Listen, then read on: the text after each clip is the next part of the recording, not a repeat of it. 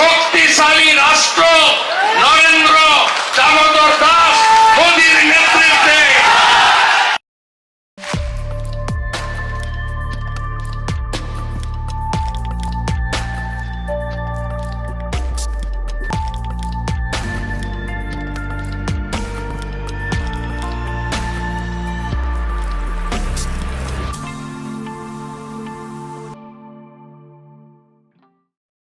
মির্জা ফখরুল কইছে না পশ্চিমা শক্তি বিএনপি ক্ষমতা দেখতে চায়, মনে আছে না? আবার শোনেন। বিএনপিকে দেখতে চায় এখন আন্তর্জাতিক বিশ্ব এবং বাংলাদেশের মানুষ।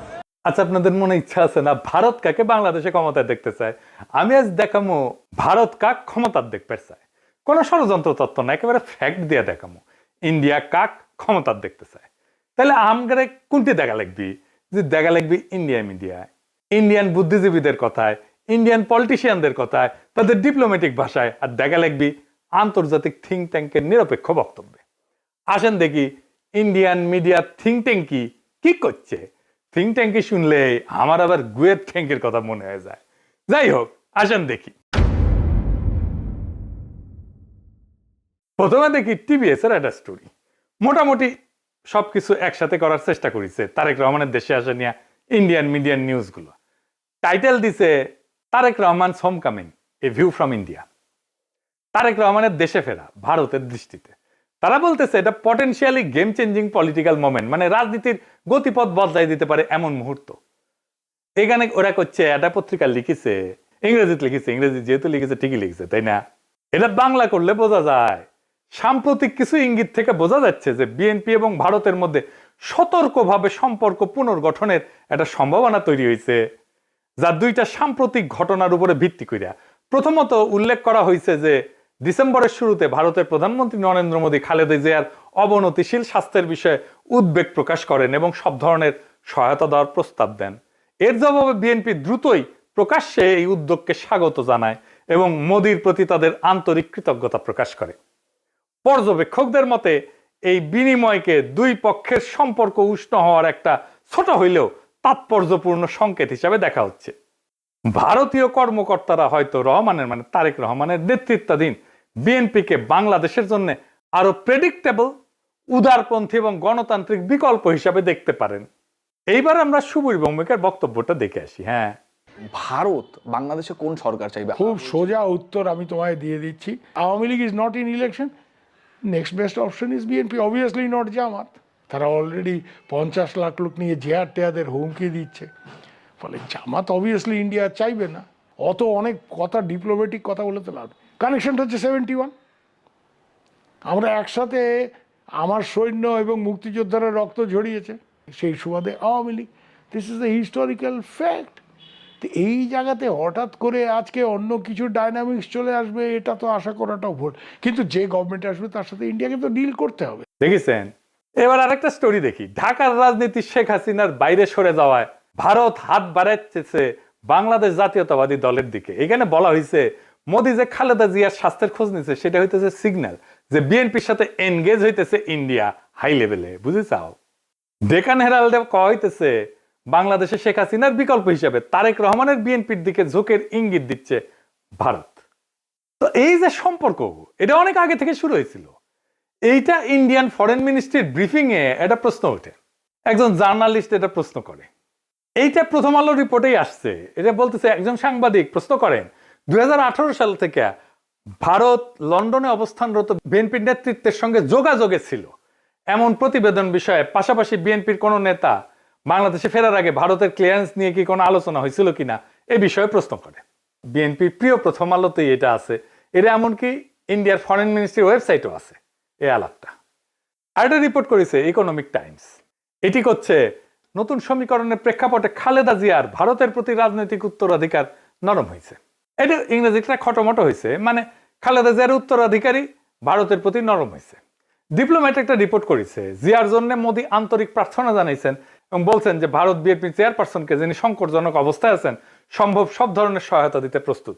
জিয়াকে পাঠানো তার বার্তাটি শুধু সৌজন্যতার সীমায় আটকে নাই বলেই মনে হয় এবং অঞ্চল জুড়ে বিশ্লেষকরা দ্রুতই এর রাজনৈতিক গুরুত্ব অনুধাবন করেছেন। এটি ব্যাপকভাবে প্রতীকী হইলেও সচেতনভাবে কূটনৈতিক উদ্যোগ হিসেবে ব্যাখ্যা করা হয়েছে। একটি সংকেত যে ভারত বাংলাদেশের পরবর্তী সরকারের সঙ্গে উষ্ণ সম্পর্ক গড়ে তুলতে প্রস্তুত, যা এই মুহূর্তে জিয়ার বিএনপি গঠন করতে পারে বলে মনে হইতেছে। দা উইক বলছে, কেন তারেক রহমানের ফেরা ইন্ডিয়ার জন্য খুশির খবর, তারাই লিখেছে। এটা খুব ইন্টারেস্টিং রিপোর্ট করছে ইন্ডিয়ান এক্সপ্রেস। এটা প্রিমিয়াম কন্টেন্ট, মানে আপনাকে টাকা দিয়ে পড়া লাগবে। শিরোনাম হইতেছে, দশকের পর দশক প্রতিক্রিয়াশীল নীতির পর ভারতের প্রতি নিজেদের অবস্থান পুনর্নির্ধারণের সুযোগ পেয়েছে বিএনপি। বাবা, মেলা সুযোগ দিছে, তারা কি এই মুহূর্তটি কাজে লাগাতে পারবে? একদম শেষে বলছে, ভবিষ্যতে যদি ফেব্রুয়ারি নির্বাচনে বিএনপি জয় হয়, তাহলে ভারতের যে বিএনপির সঙ্গে তখন কাজ করতে হইতে পারে, সেই বিএনপি নিঃসন্দেহে আগের চেয়ে ভিন্ন হবে, নিঃসন্দেহে আগের চেয়ে ভিন্ন হবে, এবং সম্ভবত সহযোগিতার ক্ষেত্রেও আরো বেশি অনুকূল এবং গ্রহণযোগ্য হবে। আবার একটা জিনিস কথা বলছে, খুব ইন্টারেস্টিং কথা। বিএনপি স্ট্র্যাটেজি ঠিক করে দিচ্ছে। বিএনপি এই পথে কতটা অগ্রসর হবে তা অনেকটাই নির্ভর করবে দলটির পপুলিস্ট আবেগকে তুষ্ট করার প্রয়োজন এবং একই সঙ্গে রাজনৈতিক পরিসরটা জামাতের হাতে ছেড়ে না দেওয়ার কৌশলগত হিসাবের উপরে। বিশেষত গত এক দশকের বেশি সময় ধরে রাজপথের শক্তির উপরে নির্ভর করার অভিজ্ঞতার পর একই সঙ্গে বিএনপিকে সবসময় সচেতন থাকতে হবে আওয়ামী লীগের ক্ষমতায় ফেরার পথ তৈরির প্রচেষ্টা সম্পর্কে। শেষ পর্যন্ত ইতিহাস বলে দেয়, যদি বিএনপি 15 বছর ধরে প্রায় গোপন অবস্থায় থেকে নেতৃত্বের একটা বড় অংশ নির্বাসনে বা গৃহবন্দী থাকা সত্ত্বেও আবার জাতীয় রাজনীতির কেন্দ্রমঞ্চে ফিরে আসতে পারে, তবে আওয়ামী লীগও ঠিক তেমনটাই করতে সক্ষম। মানে বলে দিতেছে, মনে রেখো, আওয়ামী লীগ আবার ফিরে আসতে পারে। বাংলাদেশের রাজনীতিতে আওয়ামী লীগকে সমঝেছিল। এইবার দেখি ইন্ডিয়ানদের বিদেশি পোর্টালে কি বলছে বিএনপি নিয়ে। ইউরেশিয়া বলতেছে, ইংরেজি যেতে কইছে ঠিকই গেছে, তাই না? ভারত এবং বিএনপি উভয় উগ্র ইসলামপন্থী জামাতে ইসলামীকে দূরে রাখার বিষয়ে আগ্রহী। এর লক্ষ্য হইল ভারত বাংলাদেশের সাথে ক্ষতিগ্রস্ত সম্পর্ক পুনর্গঠন করা এবং নিষিদ্ধ আওয়ামী লীগের রাজনৈতিক বৈধতা পুনঃপ্রতিষ্ঠার জন্য একটা সুযোগ সৃষ্টি করা। বুঝতে চাও? মানে আওয়ামী লীগকে আবার ফিরে আনার সুযোগ সৃষ্টি করার জন্য বিএনপির সাথে কাজ করবে ইন্ডিয়া। এবার দেখে আন্তর্জাতিক সংস্থার রিপোর্ট, ইন্টারন্যাশনাল ক্রাইসিস গ্রুপ।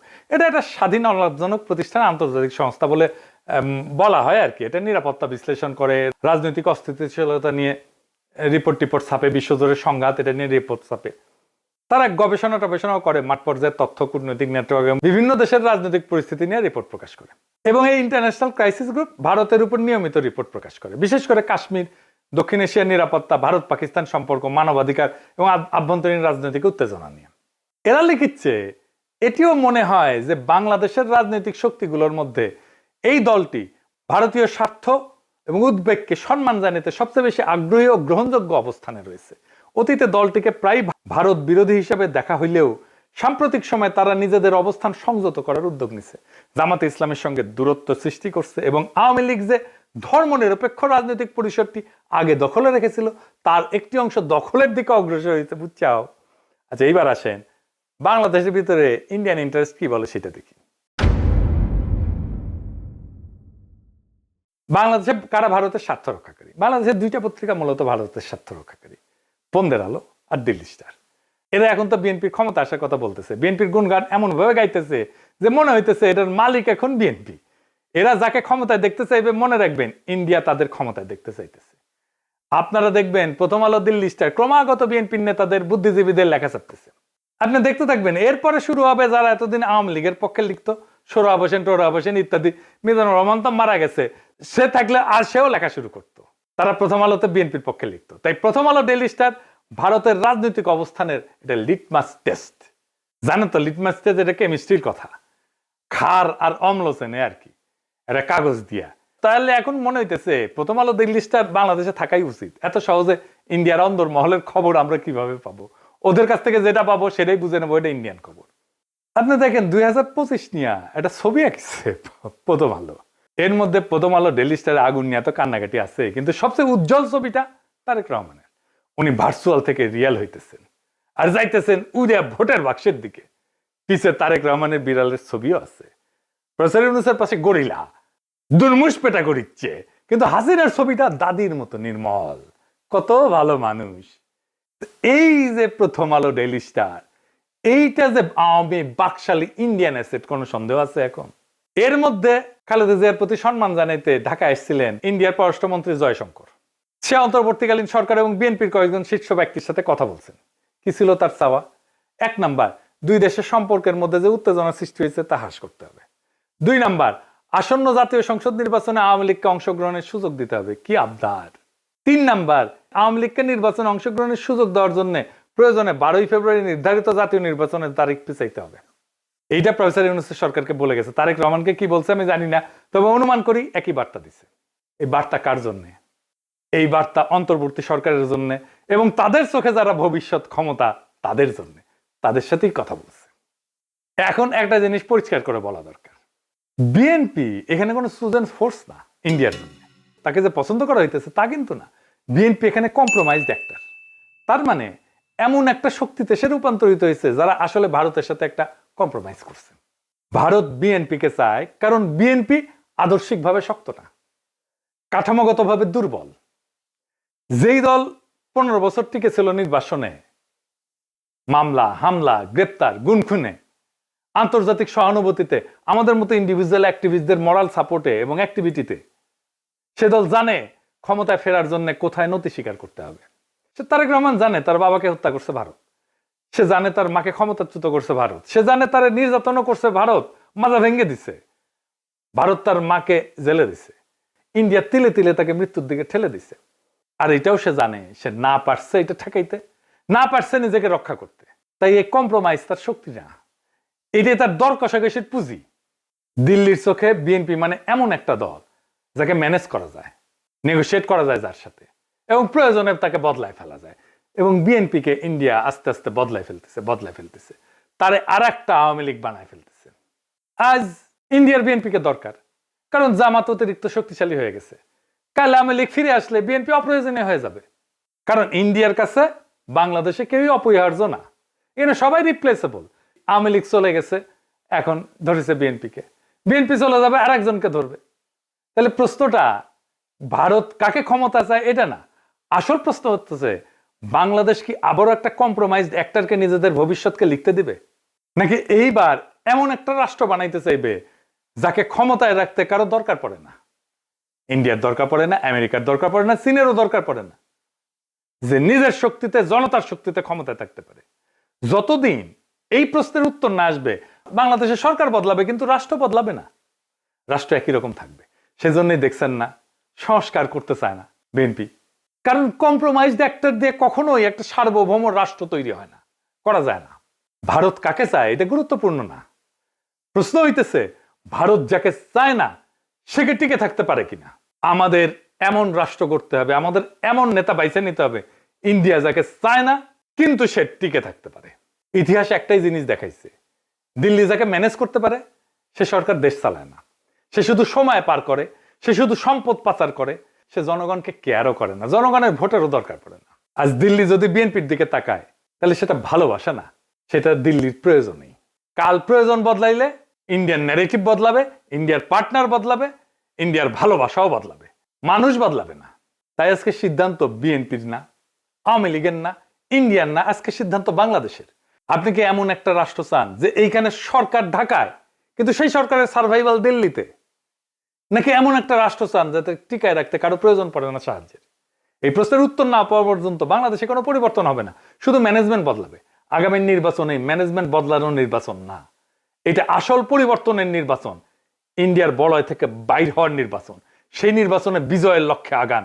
আমাদের বর্ষা বিপ্লবের অসমাপ্ত কর্তব্য সম্পাদন করতে হবে এবং আমরা এমন কাউকে ক্ষমতায় বসাবো না যাদেরকে ইন্ডিয়া পছন্দ করে, যাদেরকে প্রথম আলো পছন্দ করে, যাদেরকে দিল্লি স্টার পছন্দ করে।